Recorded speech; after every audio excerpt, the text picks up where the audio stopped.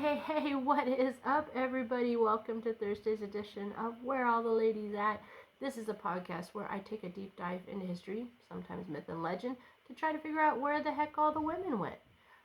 Because there should probably be more of us in the history books. Yeah, that's how I feel. And this month is March, and that means it is Women's History Month. And I am focusing, here's the thing, guys. Here on Where All the Ladies At, as I said on Monday's edition, it's always Women's History Month, right? Because we focus primarily on women. But I chose this month's topics because of what's going on in the world. I have told you guys in the past couple that I can no longer not be political, and I want to show that there are women that stood up to fascism and then stood up to the limiting beliefs that culture and society put on women. And so that is why this month we are looking at, number one, in Myth Edition, we're looking at sun goddesses, which is something that is not usual. And here on the Thursday History Edition, we are looking at women who stood up against fascism and philosophers. I've said this before, and I'll say it again. I know that the philosophers, a lot of the men get a lot of credit, and that's because, they were the philosophers for a long time because women weren't allowed to really think, and if they did, they were looked at as weird and touched and maybe crazy sometimes, and all of that kind of thing. So I chose a couple options this month that was pretty cool. So we'll get into who I'm covering today. She's pretty epic. But some of the names we're going to cover this month is going to be Simone de Beauvoir. I think that's how you say it. Beauvoir. Yeah, that sounds right. Hannah Arendt, Dorothy Thompson, and Sophie Scholl. And I'm sure two of those names you guys, if you're into philosophy and anything, you probably recognize. Maybe the other two you don't recognize as much. And so that's kind of what I did this month, is I wanted to give some credit to some ladies who really did stand up against fascism. And maybe we can get some inspiration from them. That's kind of where I'm going. So before we jump into the main topic, though, let's do a little housekeeping. Before then, though, I've got a new intro. And this is only going to be seen for my my YouTube viewers, but I thought I want to spice up the video a little bit, right? So check this out. And on the other side, we'll do some housekeeping, some shameless plugging, and then we'll jump into the philosopher of the day.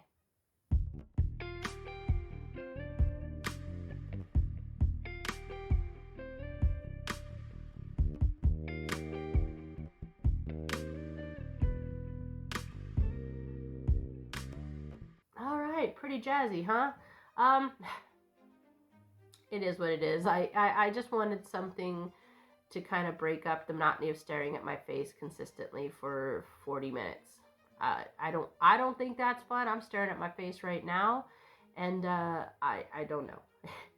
I'm just playing. All right, so housekeeping and shameless plugging. So if you want to reach out to me, have any suggestions of women I should cover, by all means, please reach out to me. There's ways to do that in the description box. There's also ways to support the podcast financially. If you can't do it financially, completely understand. The world is a garbage fire, and there's a lot of crazy stuff happening. So if you would just like, comment, share, review, follow, do all those good things, that would be much appreciated. It gets me out into the algorithm and can build a community so that we can get to chat about these amazing women with a whole bunch of people, and maybe eventually I might have some guests, which would be cool, because I have some history podcasts I watch and listen to that I would really love to talk to the ladies. Just off the top of my head, like Ancient History Fangirl is like just an amazing podcast. Who Did What Now? I love that one. That is amazing. So there's all kinds of really great podcasts that eventually, I'd maybe like to chat with the ladies. So the more my algorithm gets out, the more likely that'll happen. That's what I'm saying. Anyways, so yeah, if you want to do that, that would be awesome. If you want more information on these women and others, you may want to check out my Medium publication. There's a way to do that. There's also a link to my other podcast, which is called Our Mystic Road Trip. There I cover everything mystical, magical, spiritual, some people might call woo-woo. I love it. And wellness and all that kind of stuff. So, and that's something you're into, check it out too. So, now, let's get started. I'm so excited. So, I love philosophy. Let me just start off with that. Like, I listen to so many philosophy. If you look at my podcast list, it's like wellness, philosophy, history, weird stuff, and then like self-improvement, I guess you would say. But that's kind of like my 5 categories. I think everything I listen to falls within those 5 categories. Oh, and true crime, because I like a good serial killer. You know, who doesn't really? You know.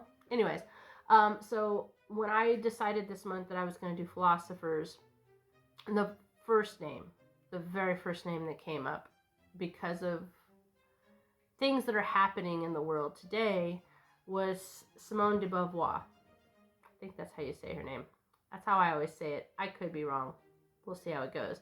And she was one of the most influential thinkers and writers of the 20th century. You know, she was big in feminist philosophy, existentialism, you know, and it's her work, among others, but her work that really still is continuing to shape the idea and understanding of gender and freedom and human rights. And in particular, gender is a big one. And is maybe why I chose her, because of the things that are happening in this world around gender and how the more conservatives view gender. And I'm not bashing anybody. It's just, it is the truth. And the way, therefore, that it's going to look at gender. And we'll talk a little bit about that. This one may wind up being a little more political, guys. And unfortunately, like I said, that's just the name of the game nowadays. I cannot, in good conscience, not speak up and educate and share my knowledge. Maybe not educate. I want to share my knowledge, because I truly do believe knowledge is power, and knowledge changes everything. And exposure to that other thoughts and other ideas is what causes people to expand. And maybe it can help, you know, the world and the things that are going on do that too. So let's get started. Let's start. You know how I like to do it, right? So here's the thing. If you're new here, I always start with talking about what was going on in the world at the time that the individual I'm covering was born and was their formative years, right? And how it was for women. Because, as I always say, understanding the environment that they were raised in can sometimes give you clues to the challenges and how they wound up thinking the way they did. Okay, so Simone was born in Paris in 1908. She was born to a pretty well-off family, but the world surrounding her was pretty much an upheaval, right? The early 20th century was a time for political, social, and cultural change, right? It was defined by huge shifts that would eventually influence Simone. Personally, her career, and her worldview, right? So, firstly, you have to understand, so she was born in 1908, so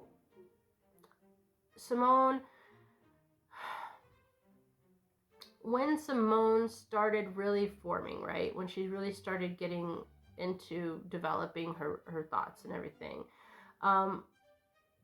the First World War had just ended, right? So that ended in 1918, so she would have been 10 years old, right? And in France and in the world, it left millions dead, Families were shattered. Entire regions of Europe were ruined. France had been one of the big battlegrounds, and so it was scarred. There was scars everywhere that would remind you of that war, right? The battlefronts of the Western Front, um, French soldiers fought and died, and that became a very big a symbol of the human toll that the war took on the country itself. Cities and villages were destroyed, and French people had to rebuild their homes and their sense of security because they weren't comfortable anymore.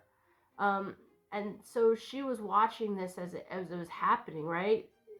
The war's legacy was that of grief and loss, and it really it seeped into every aspect of society. Now, after World War I, there was a huge effort to rebuild, right?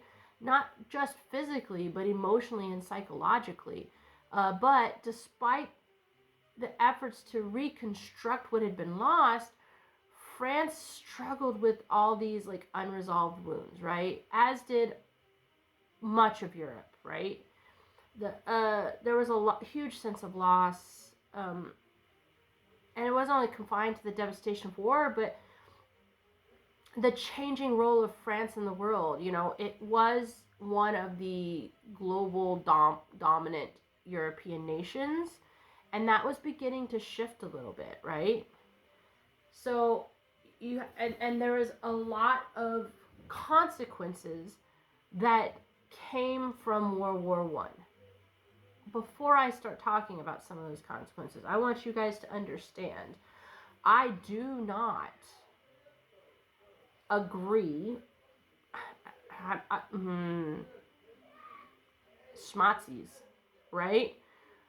But there were contributing factors that allowed that entity to take control.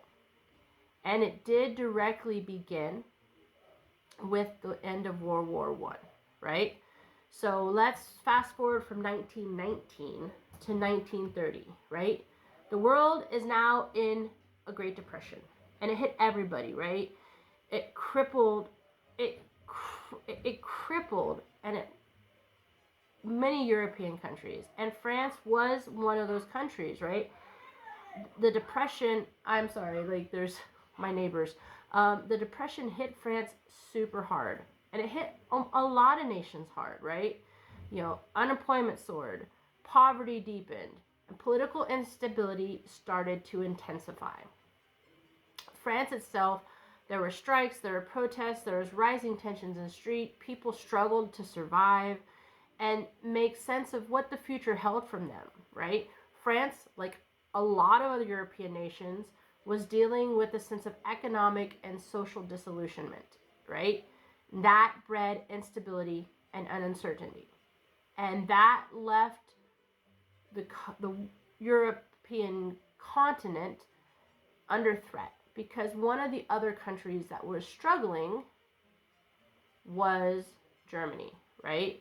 So the landscape of Europe was shifting, right? It was swaying in a bad direction.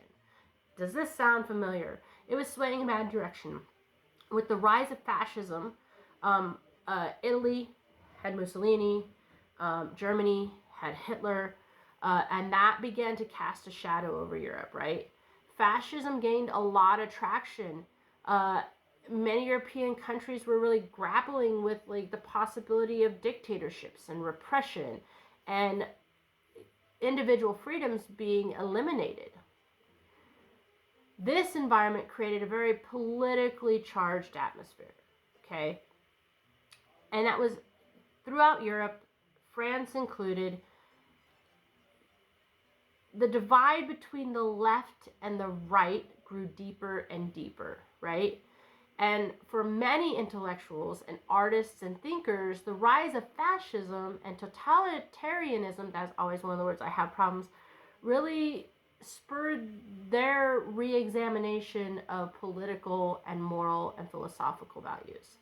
So here's this horrible sway, right? But this sway towards fascism and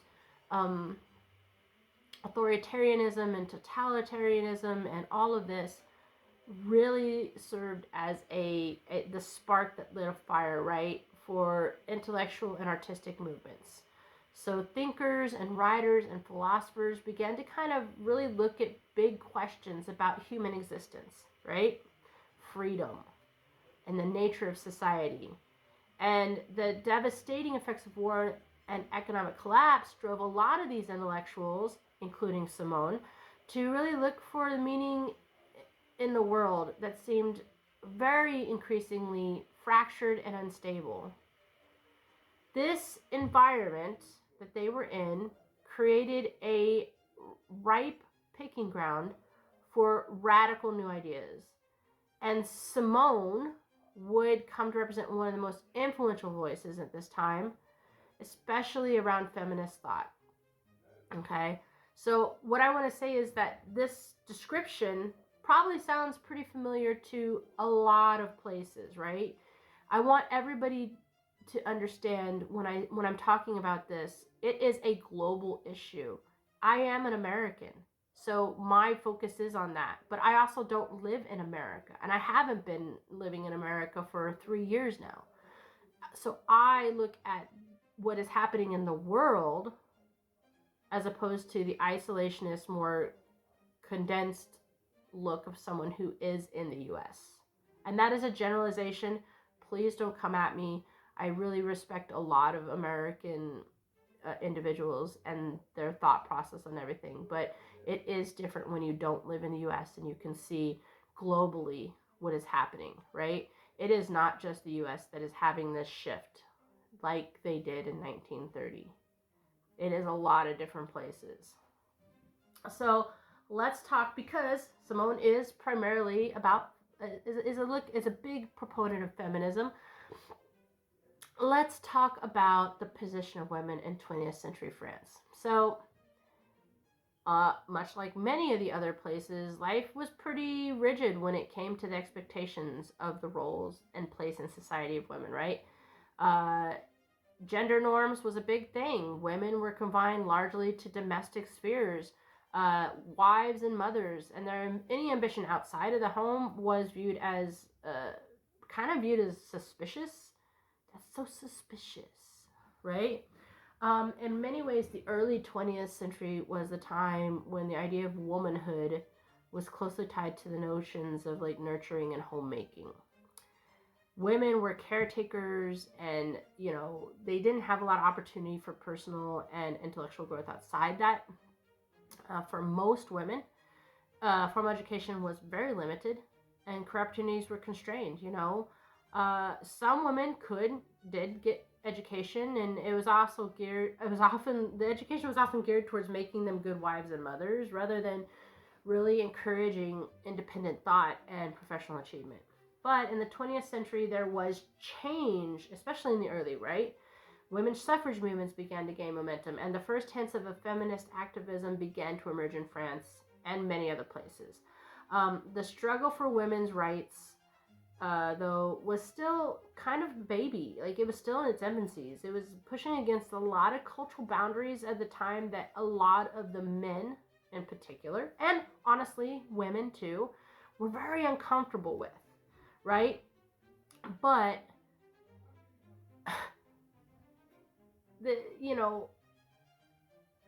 Simone would have to deal with this, and where women had little to no access to positions of anything. But feminist movements began to challenge these restrictive social norms, right? Intellectuals and activists and women across France began to really ask difficult questions about women's place in society. What did it mean to be a woman in a world dominated by men? What rights and freedoms should women have? These were just some of the basic questions that many women had not been allowed to voice until this time, right? And the answers were just beginning to take shape. Simone was one of the most prominent voices to emerge from this feminist shift. In many ways, she became the embodiment of this new wave of thought, or that questioned traditional roles women were expected to play, right? She was highly educated, and she refused to be confined by those traditional roles of wife and mother. She challenged expectations that were placed on women in her time, but also the idea of what it meant to be a woman. This is where gender comes in. Her intellectual partnership with Jean-Paul Sartre and subsequent, eventual development of existential feminist philosophy really marked her as one of the first thinkers to publicly look at these issues in a very profound and radical way, right? She began really critiquing societal norms. She questioned the patriarchy. She promoted the idea that women were not biologically destined to fill specific roles. She helped redefine the conversation around gender and identity in a male-dominated society, right? She would go on to influence generations of feminists and intellectuals, and that would forever kind of alter the course of feminist thought and social activism, right? So let's get into her life a little bit. So we've talked about what it was like for women. We've talked about what it was like in the time period she was in. It was a very turbulent time, and what I want to say is that I started to say it earlier, and I may have said it in a different way, but these periods where there is such a radical shift in thought, right, are hard, and they're horrible, and sometimes amazing things come from them. But it's only when people use their voice and critical thinking skills and really step outside themselves and look at the world in general, right? It is not going to happen, this shift and these amazing changes that could come from it, if we close ourselves off, don't use our voice, and don't open ourselves up to different ideas, right? And in this world with more technology, more access to information, it should be easier, but for some reason right now it doesn't feel like it is. So I just kind of wanted to say that. Let's talk about Simone de Beauvoir's early life and education. So as I said, she was born in Paris. She was born on January 9th. Therefore, she is a Capricorn. And she was born into a bourgeoisie Catholic family. So her father was like a legal secretary. He loved literature and the arts, and her mother was like super devout. And so she kind of got the flip, right? So dad was like, hey, you need to read, you need to do this, you need to know this. And her mom was like, no, you need to be very religious, you need to be devout. And so she had all those things, right? But it was very clear from an early age that she had a very keen intellect, right? And she was kind of an independent person. She was that lone wolf. She was an independent spirit, right? And this spirit led her to begin really starting to question traditional values at a very early age. She wanted knowledge, and her father encouraged it. And I know that this was like a compliment from her dad, but he once said like she had a man's brain, and so that meant that she was super smart. And I think he meant well, but you have to give some credence to like the time period they were in, right? She attended some of Paris's most prestigious schools, including like a very private Catholic institution for girls, where she really, through the process, she wound up abandoning the Catholic faith, like in her teens. She went more secular and more philosophical in her outlook. And of course, that decision made the household a little tense. Mom wasn't real happy. She's a devout Catholic, and now here her daughter is talking about philosophy and secularism. It wasn't great, but it was the beginning of Simone's intellectual independence. She was super smart, so especially when it came to literature and philosophy, and that kind of set her apart. So she went to the Sorbonne, And she dived deeper into some of these words, existentialists thought and moral philosophy. And it was there that she earned her, it's called a licentiate in philosophy. And she was second in her class. The only person to surpass her was Jean-Paul Sartre. And he would become her like intellectual partner as well as companion.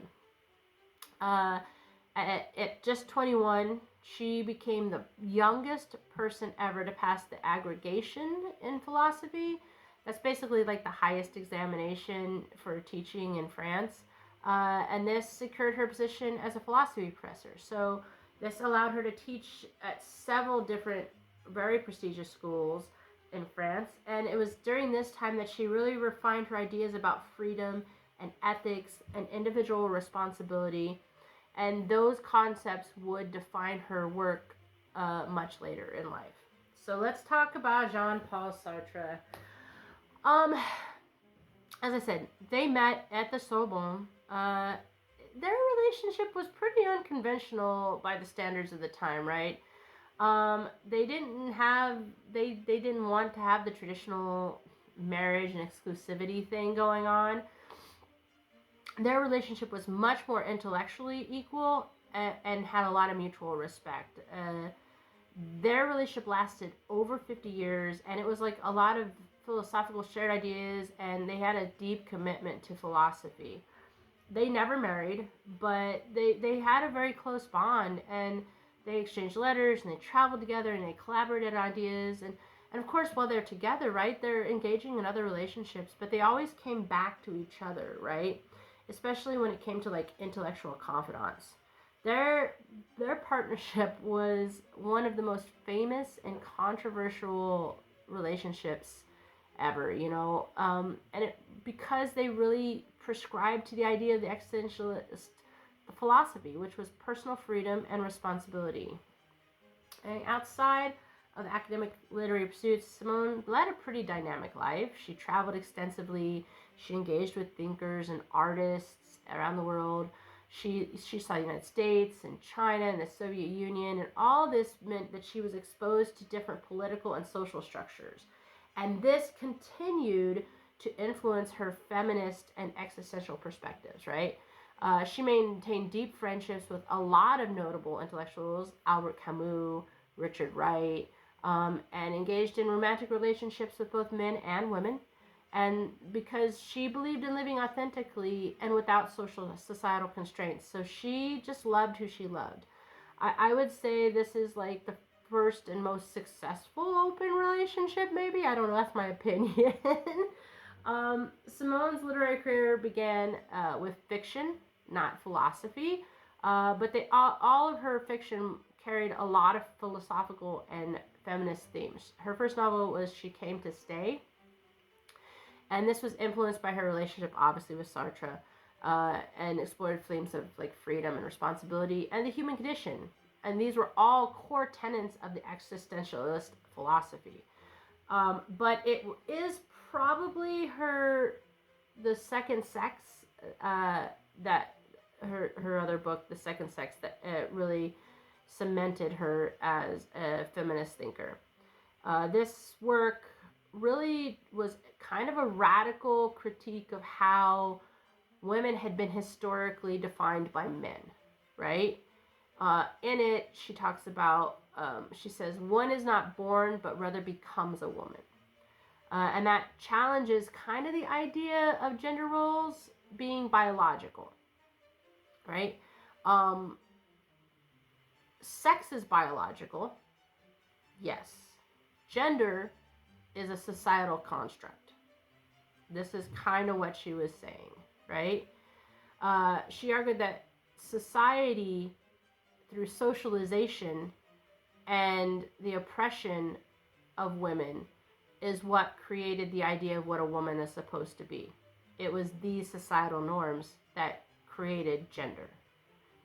You know, and here's the thing, guys. We're talking about feminism right now, but honestly, the same can be said of men.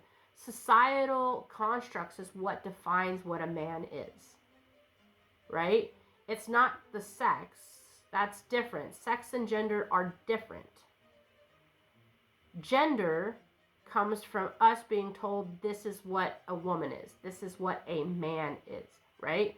A man is supposed to be strong. He's supposed to be the breadwinner. He's not supposed to cry.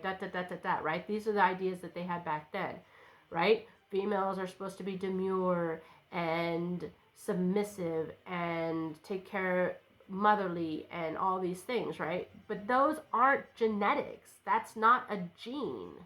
That is a construct, right? So in that book, she dissects the concepts like eternal feminine, and she looks at the roles women were expected to play in society. And she highlights the ways in which women were seen as the other sex, right? When talked about in relation to men. And she really calls on women to take ownership of their lives, choices, and destinies. The book was met with acclaim, but also a lot of controversy. Many critics labeled this as scandalous, but it still became one of the foundational texts of modern feminism. It influenced generations of activists and thinkers. After The Second Sex, she continued to write fiction and nonfiction, and she often, of course, used themes of existentialism and feminism and social justice. She even penned memoirs, such as a memoir of a dutiful daughter, and this really gave us more insight into her upbringing and intellectual awakening, as well as The Mandarins, which was a novel that won a pretty big award and offered kind of a look at what it was like for French intellectual life after World War II. She never really considered herself an activist. She was engaged in political and feminist movements. She, of course, advocated for women's rights, and she supported the legalization of abortion in France. And she really aligned herself more with a leftist political causes. And in the 1970s, she actively participated in the French women's liberation movement, and that really solidified her role in feminist thought. Simone has had impact far beyond her lifetime. She really challenged the societal structures and questioned traditional gender roles and encouraged women to carve out their own path. And her work is essential reading in any feminist philosophy and continues to inspire debates on what gender is, the freedom, and individual autonomy. And in her personal life, she embodied the ideals she wrote about. She walked the walk, she talked the talk, right? She embraced intellectual and romantic freedom. She defied societal norms and continuously sought knowledge and truth. So when she passed away in 1986, she was buried alongside Sartre in Montparnasse Cemetery. And that means that their relationship, their partnership endured history and memory. It's such an amazing thing, her journey from the young, kind of inquisitive girl to to the more influential person she was in the 20th century is just a testament to the power that comes with education and courage and looking for the truth. We're going to talk a little bit about her philosophy, and this may be a little bit longer, guys, because she's just somebody you have to talk about. So she was an existential feminist, like we've talked about, right? Existentialism, I've been talking about it, but for those that aren't real familiar with it, it's basically the belief that individuals are free and responsible for defining their own meaning of life. That means existence precedes essence. It means that we are not born with predefined purposes. Instead, we create our own essence through choices and actions. She extended that thought into the realms of gender, like I said. We kind of talked about this. Her philosophy was very revolutionary, as was her application of principles in gender, right? She argued the oppression of women was not a natural, unchangeable fact, but a result of cultural and societal conditioning, right? We kind of talked a little bit about that. In other words, women weren't born to be subservient. Rather, they were made to feel inferior by the system that placed men at the center and women on the periphery, right? So it was in essence, the second sex was really a critique of the patriarchy, but also it was a call to action for women, right? If existence precedes essence, women too have the freedom to define themselves, not just men. You know, she insisted on freedom, choice, individual responsibility. And this was a pivotal part of the, I guess it's called like the second wave of feminism. She really transformed the conversation to what are women, to what do women choose to become, right? And it really laid the groundwork for a lot of future theorists, right? Especially, as I've said before, involving gender as a social construct rather than a biological imperative. Her work challenged thinkers across disciplines, whether that be philosophers, psychologists, sociologists, activists. They all had to rethink about how they were looking at things because society does what it does, right? It did play a big part in gender studies as a formal field. Her work encouraged people to view gender through critical lens and ask how cultural norms and societal structures really shape individual identities, right? In a broader sense, her work shifted the conversation in philosophy from abstract ideas about existence and freedom to concrete issues about social justice and equality. It was her that really created that, right? Simone, as I said, passed away in 1906, but her legacy kind of lives on. Her insights into everything. She was so much more than just a thinker. She was a woman who lived her philosophy and fought for a world where women could be free from societal constraints. You know, one person, if they have the right courage and conviction and the willingness to learn and intellect, can really change the course of history. She inspired millions of women, and her work continues to do so. So that's Simone de Beauvoir. I don't thank you guys for joining me today. I know it was a little maybe more intense than normal, you know, but I hope that her story inspires people out there as much as it inspired me, you know. And I say make sure you tune in every week because this month is all about those type of women. Simone de Beauvoir was this today. Next week we're covering Hannah Arendt, who wait till you hear about her. She's got some courage on her too. So that's it. Until next week, guys, just remember change begins with courage and the willingness to challenge the status quo. As usual, if you want to reach out to me, there's ways to do that in the description box. Sorry about the noise, my neighbors. If you want to support the podcast, there's a way to do that financially in the description box. At very least, if you'd like, follow, subscribe, comment, review, do all of those kind of things. That would be amazing. If you want more about Simone and other amazing women, check out the Meeting publication. There's a link there too. And if you're into magical, mystical kind of stuff, check out my other podcast, Our Mystic Road Trip. I'd love to see you there too. Change. It's there to be had, as long as you don't succumb to those societal constraints, and follow what you're told. You know, critical thinking, you have a right to make your own decisions. Autonomy, both physically, mentally, and spiritually, is super important. Until next week, guys, stay curious and stay safe.